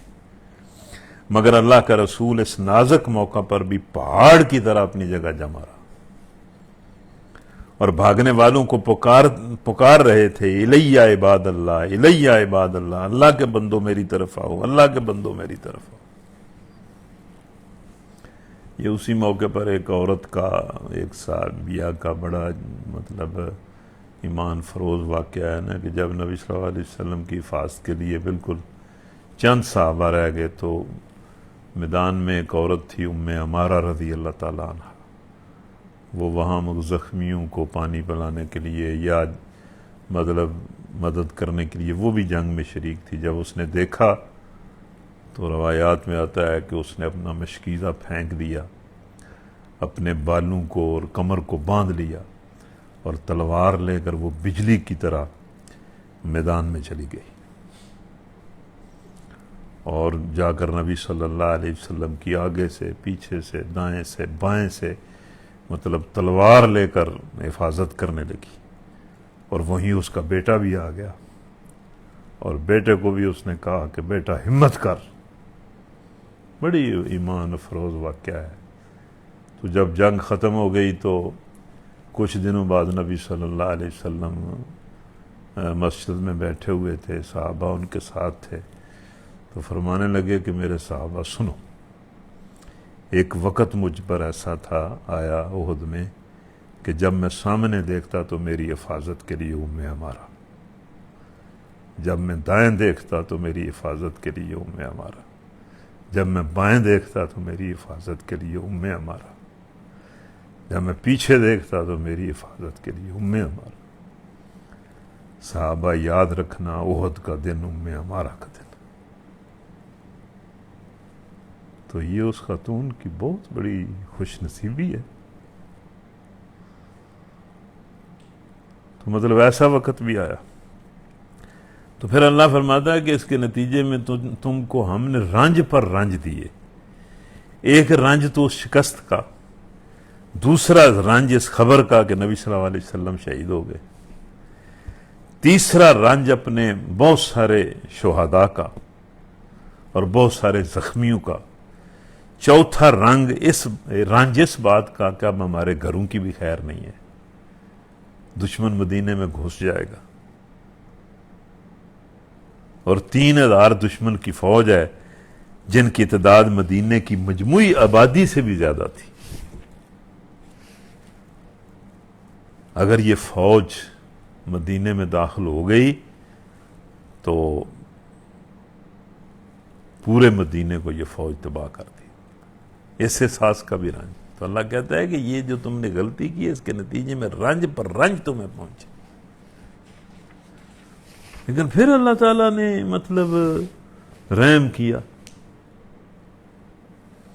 ثم انزل علیکم من بعد الغم امنة نعاسا یغشی طائفة منکم وطائفة قد همتهم انفسهم یظنون باللہ غیر الحق ظن الجاہلیہ۔ لیکن اس کے بعد اللہ کہتا ہے اس غم کے بعد پھر اللہ نے تم میں سے کچھ لوگوں پر ایسی اطمینان کی کیفیت طاری کر دی کہ انہیں نیند آنے لگی۔ یعنی یہ ایک عجیب تجربہ تھا جس وقت لشکر اسلام کے بعض لوگوں کو پیش آیا۔ حضرت ابو طلحہ جو اس جنگ میں شریک تھے خود بیان کرتے ہیں کہ اس حالت میں ہم پر اونگ کا ایسا غلبہ ہو رہا تھا کہ تلواریں ہاتھ سے چھوٹی جا رہی تھی، مگر ایک دوسرا گروہ جس کے لیے ساری اہمیت بس اپنے مفاد ہی کی تھی، اللہ کے متعلق طرح طرح کے جاہلانہ گمان کرنے لگا جو سراسر خلاف حق تھے۔ یہاں منافقین کی بات اللہ کرتا ہے۔ یہ لوگ اب کہتے ہیں کہ اس کام کے چلانے میں ہمارا بھی کوئی حصہ ہے۔ ان سے کہو کسی کا کوئی حصہ نہیں، اس کام کے سارے اختیارات اللہ کے پاس۔ انہوں نے منافقین نے کہا نا کہ اگر ساڈے کو پوچھ دے، ساڈا مشورہ لیں دے، ساڈا بھی کوئی اختیار ہوندا تے انج نہ ہوندا، ساڈا تے وچ اختیار ہی نہیں، جو کچھ ہویا انہاں دی غلطی دی وجہ تو ہویا، ساڈے کو نہ پوچھے ہی نہیں۔ تو اللہ نے کہا تہاڈا اختیار بھی کوئی نہیں، کسی اور دا بھی اختیار کوئی نہیں، اختیار سارا اللہ کا۔ دراصل یہ لوگ اپنے دلوں میں جو بات چھپائے ہوئے تھے اسے تم پر ظاہر نہیں کرتے، ان کا اصل مطلب یہ ہے کہ اگر قیادت کے اختیارات میں ہمارا کچھ حصہ ہوتا تو یہاں ہم نہ مارے جاتے۔ ان سے کہہ دو کہ اگر تم اپنے گھروں میں بھی ہوتے تو جن لوگوں کی موت لکھی ہوئی تھی وہ خود اپنی قتل گاہوں کی طرف نکل آتے۔ اس طرح کی باتیں نہ کرو۔ اور یہ معاملہ جو پیش آیا یہ تو اس لیے تھا کہ جو کچھ تمہارے سینوں میں پوشیدہ ہے وہ باہر آ جائے، اسی لیے تو اللہ تعالیٰ نے یہ کام کیا ہے، تاکہ تمہارے دلوں کی گندگی باہر آ جائے، پتہ چل جائے کہ تم کیا ہو۔ اور جو کھوٹ تمہارے دلوں میں ہے اسے اللہ چھانٹ دے، اللہ دلوں کا حال خوب جانتا ہے۔ تم میں سے جو لوگ مقابلے کے دن پیٹھ پھیر گئے تھے ان کی اس لغزش کا سبب یہ تھا کہ ان کی بعض کمزوریوں کی وجہ سے شیطان نے ان کے قدم ڈگمگا دیے تھے، مطلب پہلے سے ان کے اندر کمزوریاں تھیں اور اس وجہ سے شیطان نے ان کے قدم جو ہے وہ ڈگمگا دیے۔ اللہ نے انہیں معاف کر دیا، اللہ بہت درگزر کرنے والا اور بردبار ہے، یعنی اس کے باوجود اللہ نے معاف کر دیا۔ یا ایھا الذین آمنوا لا تکونوا کالذین کفروا وقالوا لاخوانہم اذا ضربوا فی الارض او كانوا غزا لو كانوا عندنا ما ماتوا وما قتلوا ليجعل الله ذلك حسرة في قلوبهم والله يحيي ويميت والله بما تعملون بصير ولئن قتلتم في سبيل الله أو متم لمغفرة من الله ورحمة خير مما يجمعون وَلَئِن مُتُّمْ أَوْ قُتِلْتُمْ لَإِلَى اللَّهِ تُحْشَرُونَ فَبِمَا رَحْمَةٍ مِّنَ اللَّهِ لِنتَ لَهُمْ وَلَوْ كُنْتَ فَظًّا غَلِيظَ الْقَلْبِ لَانفَضُّوا مِنْ حَوْلِكَ فَاعْفُ عَنْهُمْ وَاسْتَغْفِرْ لَهُمْ وَشَاوِرْهُمْ فِي الْأَمْرِ فَإِذَا عَزَمْتَ فَتَوَكَّلْ عَلَى اللَّهِ إِنَّ اللَّهَ يُحِبُّ الْمُتَوَكِّلِينَ إِن يَنْصُرْكُمُ اللَّهُ فَلَا غَالِبَ لَكُمْ وَإِن يَخْذُلْكُمْ فَمَنْ ذَا الَّذِي يَنْصُرُكُمْ مِنْ بَعْدِهِ وَعَلَى اللَّهِ فَلْيَتَوَكَّلِ الْمُؤْمِنُونَ وَمَا كَانَ لِلنَّبِيِّ أَن يَغُلَّ وَمَن يَغْلُلْ يَأْتِ بِمَا غَلَّ يَوْمَ الْقِيَامَةِ ثُمَّ تُوَفَّى كُلُّ نَفْسٍ مَا كَسَبَتْ وَهُمْ لَا يُظْلَمُونَ أَفَمَنِ اتَّبَعَ رِضْوَانَ اللَّهِ كَمَنْ بَاءَ بِسَخَطٍ مِّنَ اللَّهِ وَمَأْوَاهُ جَهَنَّمُ وَبِئْسَ الْمَصِيرُ هُمْ دَرَجَاتٌ عِندَ اللَّهِ وَاللَّهُ بَصِيرٌ بِمَا يَعْمَلُونَ لَقَدْ مَنَّ اللَّهُ عَلَى الْمُؤْمِنِينَ إِذْ بَعَثَ فِيهِمْ رَسُولًا مِّنْ أَنفُسِهِمْ يَتْلُو عَلَيْهِمْ آيَاتِهِ وَيُزَكِّيهِمْ وَيُعَلِّمُهُمُ الْكِتَابَ وَالْحِكْمَةَ وَإِنْ كَانُوا مِنْ قَبْلُ لَفِي ضَلَالٍ مُبِينٍ۔ بڑی ویسے یہ حصہ قرآن مجید کا جو ہے نا یہ بڑا ہی ایمان فروز ہے، اس میں بڑی زبردست بات ہے اور ویسے بھی آسان بھی ہے بڑا، مطلب اس کو ان آیات کو اگر آپ پڑھیں اور صرف ترجمہ پڑھ لیں تو ساری بات بندے کو سمجھ آ جاتی، کسی کو تشریح کی خاص ضرورت نہیں ہے۔ اے لوگو جو ایمان لائے ہو کافروں کی سی باتیں نہ کرو،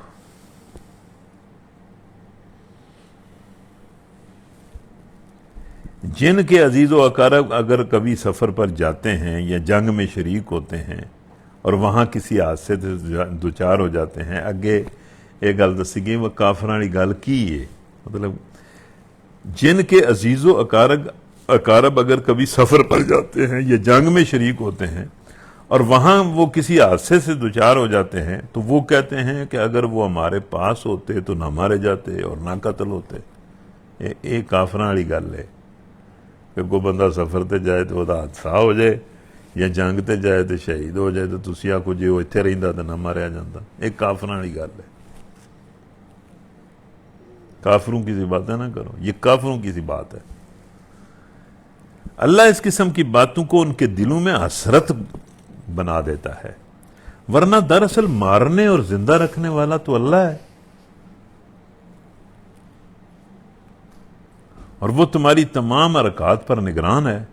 اگر تم اللہ کی راہ میں مارے جاؤ یا مر جاؤ، اللہ فرما رہا ہے کہ اگر تم مارے جاؤ، کوئی تمہیں قتل کر دے اللہ کے راستے میں، یا ویسے مر جاؤ اللہ کے راستے میں، تو اللہ کی جو رحمت اور بخشش تمہارے حصے میں آئے گی وہ ان ساری چیزوں سے زیادہ بہتر ہے جنہیں دنیا میں لوگ جمع کر رہے ہیں۔ زندہ رہ کے جڑا تو جمع کرنا ہے نا یہ نالوں وہ کرے چنگا، اور خواہ تم مرو یا مارے جاؤ، بہرحال تم سب کو سمٹ کر جانا اللہ کی طرف ہے۔ اے پیغمبر، یہ اللہ کی بڑی رحمت ہے کہ تم ان لوگوں کے لیے بہت نرم مزاج واقع ہوئے ہو، ورنہ اگر کہیں تم تند خو اور سنگ دل ہوتے تو یہ سب تمہارے گرد و پیش سے چھٹ جاتے۔ ان کے قصور معاف کر دو، ان کے حق میں دعائے مغفرت کرو، اور دین کے کام میں ان کو شریک مشورہ رکھو۔ پھر جب تمہارا عزم کسی رائے پر مستحکم ہو جائے تو اللہ پر بھروسہ کرو، اللہ کو وہ لوگ پسند ہیں جو اسی کے بھروسے پر کام کرتے ہیں۔ اللہ تمہاری مدد پر ہو تو کوئی طاقت تم پر غالب آنے والی نہیں، اور وہ تمہیں چھوڑ دے تو اس کے بعد کون ہے جو تمہاری مدد کر سکتا؟ پس جو سچے مومن ہیں ان کو اللہ ہی پر بھروسہ رکھنا چاہیے۔ اب اس میں ایک تو یہ بات ہے نا کہ بھئی اللہ پر بھروسہ کرو، اللہ پر توکل کرو، اللہ کے بندے بن کر رہو۔ دوسرا، نبی صلی اللہ علیہ وسلم کو یہ کہا گیا ہے کہ بھئی ان مسلمانوں کے ساتھ نرمی برتیں، اور یہ بتایا گیا انہیں کہ اگر آپ نرم مزاج نہ ہوتے تو یہ لوگ چھٹ جاتے۔ اس کا مطلب یہ ہے کہ جو قائد اور لیڈر ہو اسے اپنے کارکنوں کے ساتھ نرمی برتنی چاہیے، ان کی کمزوریوں سے درگزر کرنا چاہیے۔ کسی نبی کا یہ کام نہیں ہو سکتا کہ وہ خیانت کرے۔ ظاہر ہے نبی کا یہ کام کیسے ہو سکتا ہے کہ وہ خیانت کرے، اور جو کوئی خیانت کرے گا وہ اپنی خیانت سمیت قیامت کے روز حاضر ہو جائے گا۔ پھر ہر متنفس کو اس کی کمائی کا پورا پورا بدلہ وہاں مل جائے گا، اور کسی پر کچھ ظلم نہ ہوگا۔ بھلا یہ کیسے ہو سکتا ہے کہ جو شخص ہمیشہ اللہ کی رضا پر چلنے والا ہو وہ اس شخص کے سے کام کرنے لگے جو اللہ کے غضب میں گر گیا ہو، اور جس کا آخری ٹھکانہ جہنم ہو، جو بدترین ٹھکانہ ہے۔ اللہ کے نزدیک دونوں قسم کے آدمیوں میں بدرجہ فرق ہے، اور اللہ سب کے اعمال کو دیکھ رہا ہے۔ در حقیقت اہل ایمان پر تو اللہ نے یہ بہت بڑا احسان کیا ہے کہ ان کے درمیان خود انہی میں سے ایک ایسا رسول اٹھایا جو اس کی آیات انہیں سناتا ہے، ان کی زندگیوں کو سنوارتا ہے، اور ان کو کتاب اور دانائی کی تعلیم دیتا ہے۔ حالانکہ اس سے پہلے یہ لوگ سری گمراہی میں مبتلا تھے۔ اب یہ آیتیں جو ہیں ان کا پتہ ہے کیا تعلق ہے جنگ سے؟ کسی نبی کا یہ کام نہیں ہے کہ وہ خیانت کرے۔ جو خیانت کرے گا وہ اپنی خیانت کے ساتھ قیامت میں آ جائے گا، اور ہر کسی کو اس کا پورا بدلہ مل جائے گا۔ وہ بندہ جو اللہ کی رضا پر چلنے والا ہو وہ کبھی ایسا کام نہیں کر سکتا جس سے اللہ کا غضب اور غصہ ملے، یا اس شخص جیسے کام نہیں کرتا جو اللہ کے غضب کا شکار ہوتے ہیں۔ ایسے لوگوں کا ٹھکانہ تو جہنم ہے۔ اس میں بھی ایک مطلب یہ جو جنگ ہوئی، اس جنگ میں ایک بات ایسی، ایک واقعہ ایسا ہوا جس کی وجہ سے یہ آیتیں اللہ نے ارشاد فرمائی۔ جن تیر اندازوں کو، یہ سن لیں، نبی صلی اللہ علیہ وسلم نے عقب کی حفاظت کے لیے بٹھایا تھا، یعنی پیچھے کی حفاظت کے لیے کہ ادھر سے نہ کوئی آ جائے۔ انہوں نے جب دیکھا کہ دشمن کا لشکر لوٹا جا رہا ہے تو ان کو اندیشہ ہوا کہ کہیں ساری غنیمت انہی لوگوں کو نہ مل جائے جو اسے لوٹ رہے ہیں، اور ہم تقسیم کے موقع پر محروم نہ رہ جائیں۔ اسی بنا پر انہوں نے اپنی جگہ چھوڑی۔ انہوں نے خیال آیا یہ سارے تے لٹ چلے نے صحابہ ساڈے ساتھی، تے کرے انہاں نوں ہی نہ سب کچھ لگ جائے، اسی کہ ہمیں خالی ہاتھی نہ رہ جائی، تو انہاں درہ چھاڑ دیتا۔ جنگ ختم ہونے کے بعد یہ ویسے میں نے پہلی مرتبہ ویسے پڑھا تو پہلے بھی ہوگا لیکن یاد نہیں رہتا کہ جنگ ختم ہونے کے بعد جب نبی صلی اللہ علیہ وسلم مدینہ واپس تشریف لائے تو انہوں نے ان لوگوں کو بلا کر پوچھا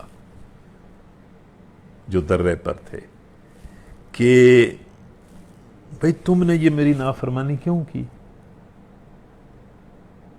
میں نے تمہیں کہا تھا کہ میں اس درے کو نہیں چھوڑنا۔ انہوں نے جواب میں کچھ عذر اور بہانے پیش کیے جو بڑے کمزور تھے، تو اس پر نبی صلی اللہ علیہ وسلم نے فرمایا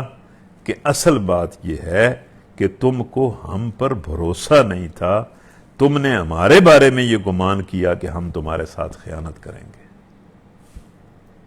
اور تم کو حصہ نہیں دیں گے، اس لیے تم نے چھوڑا۔ اس پر اللہ نے یہ آیتیں ارشاد فرمائی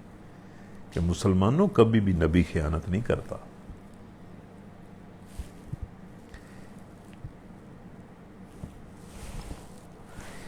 اس آیت کا اشارہ اس معاملے کی طرف ہے۔ ارشاد الہی کا مطلب یہ ہے کہ جب تمہاری فوج کا کمانڈر خود اللہ کا نبی تھا اور سارے معاملات اس کے ہاتھ میں تھے،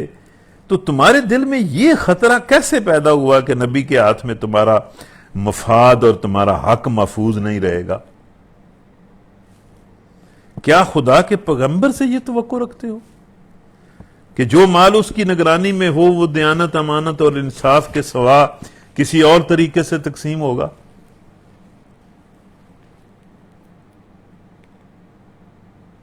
تو اس موقع پر یہ مشہور آیت ہے کہ اس نبی کی کبھی نافرمانی نہ کرنا، یہ نبی تو تم پر اللہ کا بہت بڑا احسان ہے۔ لَقَدْ مَنَّ اللَّهُ عَلَى الْمُؤْمِنِينَ إِذْ بَعَثَ فِيهِمْ رَسُولًا مِنْ أَنفُسِهِمْ يَتْلُو عَلَيْهِمْ آيَاتِهِ وَيُزَكِّيهِمْ وَيُعَلِّمُهُمُ الْكِتَابَ وَالْحِكْمَةَ وَإِنْ كَانُوا مِنْ قَبْلُ لَفِي ضَلَالٍ مُبِينٍ۔ یہ نبی تو اللہ کا بہت بڑا احسان ہے، اس نے تم میں یہ نبی بھیجا ہے جو مطلب تمہاری زندگیوں کو پاک کرتا ہے، تمہیں کتاب اور حکمت کی تعلیم دیتا ہے، تم پر اللہ کی آیتیں تلاوت کرتا ہے، اس کی ناشکری نہ کرو۔ یہ دیکھیں نا کہ نبی صلی اللہ علیہ وسلم کا مقام اور مرتبہ کتنا ہے کہ صحابہ نے تھوڑی سی غلطی کی اور بہت بڑی فتح شکست میں بدل گئی۔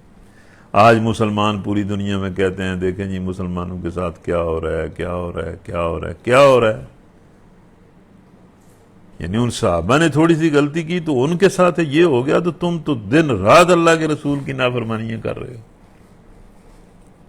تم کیوں یہ باتیں کرتے ہو کہ ہمارے ساتھ کیا ہو رہا ہے؟ اگر عزت چاہتے ہو تو محمد صلی اللہ علیہ وسلم کی اطاعت اختیار کرو، ان کی اطاعت کرو گے تو تمہیں عزت ملے گی۔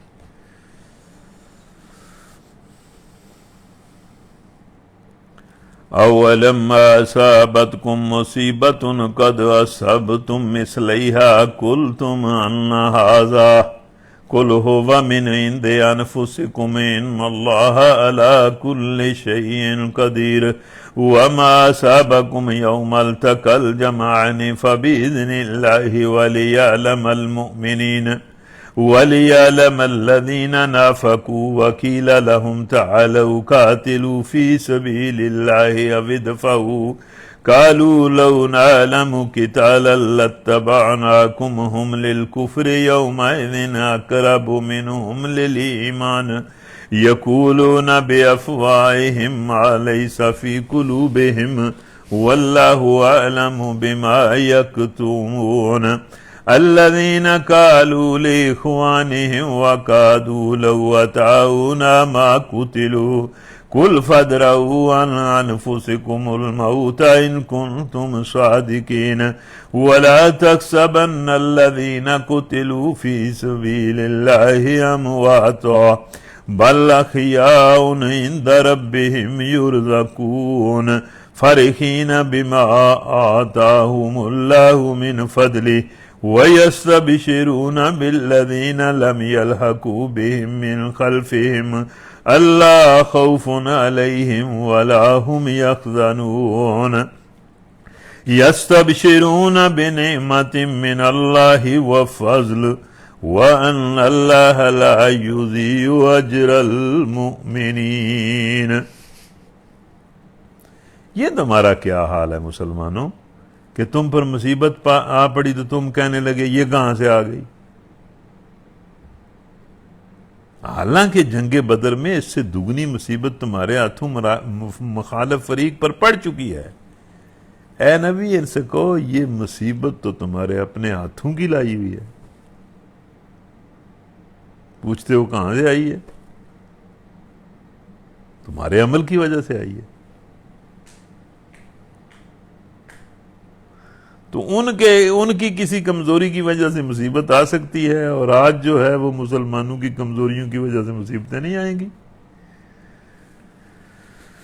اللہ ہر چیز پر قادر۔ جو نقصان لڑائی کے دن تمہیں پہنچا وہ اللہ کے اذن سے تھا، کوئی چیز اللہ کے اذن کے بغیر تو نہیں ہوتی، اور اس لیے تھا کہ اللہ دیکھ لے تم میں سے مومن کون ہے اور منافق کون ہے۔ وہ منافق جب ان سے کہا گیا او اللہ کی راہ میں جنگ کرو یا کم از کم اپنے شہر کی مدافعت کرو، تو کہنے لگے اگر ہمیں علم ہوتا کہ آج جنگ ہوگی تو ہم ضرور تمہارے ساتھ چلتے۔ یہ جو عبداللہ بن ابی اور اس کے ساتھی تھے کہ 300 کی تعداد میں وہ پیچھے بھاگ گئے، اور یہ کہتے ہوئے کہ جنگ ہونی کو نہیں، جنگ ہونی کو نہیں، جنگ ہونی کو نہیں۔ تو اللہ کہتا ہے یہ سارے حالات جو ہیں یہ اس لیے میں نے پیدا کیے کہ پتہ چلے منافق کون ہے اور مخلص کون ہے۔ یہ تو حالات سے ہی پتہ چلتا ہے۔ یہ بات جب وہ کہہ رہے تھے اس وقت وہ ایمان کی بنسبت کفر سے زیادہ قریب تھے۔ وہ اپنی زبانوں سے وہ باتیں کہتے ہیں جو ان کے دلوں میں نہیں ہوتی، اور جو کچھ وہ دلوں میں چھپاتے ہیں اللہ اسے خوب جانتا ہے۔ یہ وہی لوگ ہیں جو خود تو بیٹھے رہے اور ان کے جو بھائی بند لڑنے گئے اور مارے گئے ان کے متعلق پھر انہوں نے کہنا شروع کر دیا کہ اگر وہ ہماری بات مانتے تو نہ مارے جاتے، حالانکہ اللہ کی راہ میں مارا جانا تو خود بڑی عزت کی بات ہے۔ تو اللہ تو کہتا ہے کہ میں نے یہ حالات اس لیے پیدا کیے کہ کچھ لوگوں کو میں نے شہادت کا رتبہ دینا تھا۔ ان سے کہو اگر تم اپنے اس قول میں سچے ہو تو خود تمہاری موت جب تمہیں آئے اس وقت ذرا موت کو ٹال کے دکھانا۔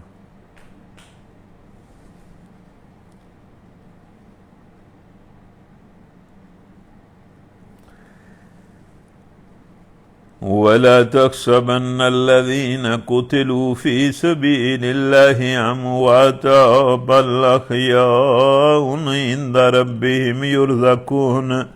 فَرِحِينَ بِمَا آتَاهُمُ اللَّهُ مِنْ فَضْلِهِ وَيَسْتَبْشِرُونَ بِالَّذِينَ لَمْ يَلْحَقُوا بِهِمْ مِنْ خَلْفِهِمْ أَلَّا خوف عليهم ولا هم يحزنون يستبشرون بنعمة من الله وفضل وأن الله لا يضيع أجر المؤمنين۔ جو لوگ اللہ کی راہ میں قتل ہوئے ہیں انہیں مردہ خیال نہ کرو۔ وہ سورہ بقرہ میں آیت آتی ہے نا کہ انہیں مردہ کہو نہ، وَلَا تَقُولُوا لِمَن يُقْتَلُ فِي سَبِيلِ اللَّهِ أَمْوَاتٌ، کہ جو اللہ کی راہ میں قتل ہو جائیں انہیں مردہ نہ کہو۔ یہاں کہا جا رہا ہے کہ جو اللہ کی راہ میں قتل ہو جائیں انہیں مردہ سمجھو بھی نہ،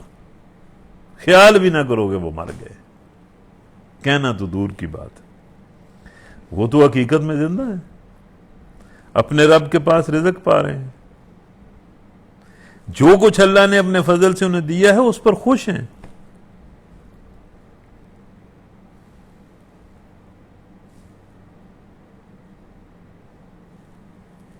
اس پر خوش ہیں۔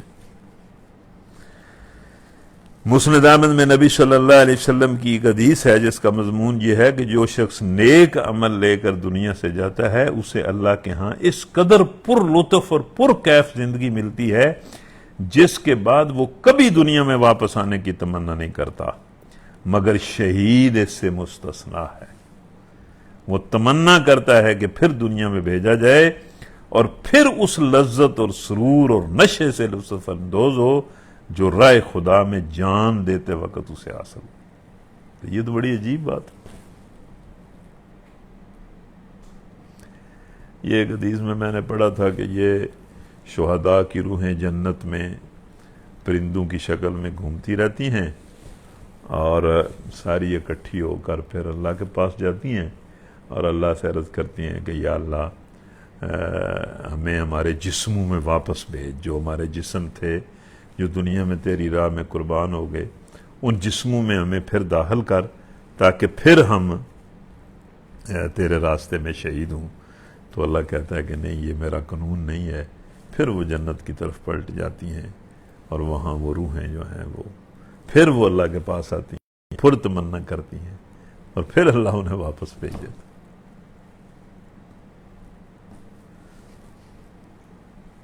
تو جو لوگ اللہ کی راہ میں قتل ہوئے ہیں انہیں مردہ نہ سمجھو، وہ حقیقت میں زندہ ہیں، اپنے رب کے پاس رزق پا رہے ہیں۔ جو کچھ اللہ نے اپنے فضل سے انہیں دیا ہے اس پر خوش اور خرم ہیں اور مطمئن ہیں کہ جو اہل ایمان ان کے پیچھے دنیا میں رہ گئے ہیں اور ابھی وہاں نہیں پہنچے ہیں، ان کے لیے بھی کسی خوف اور رنج کا موقع نہیں ہے۔ اللہ مسلمانوں کو جذبہ جہاد اور جذبہ شہادت نصیب کرے اور مسلمانوں کو پوری دنیا میں عزت بخشے۔ وہ اللہ کے انعام اور اس کے فضل پر شاداں و فرحاں ہیں اور ان کو معلوم ہو چکا ہے کہ اللہ مومنوں کے اجر کو ضائع نہیں کرتا۔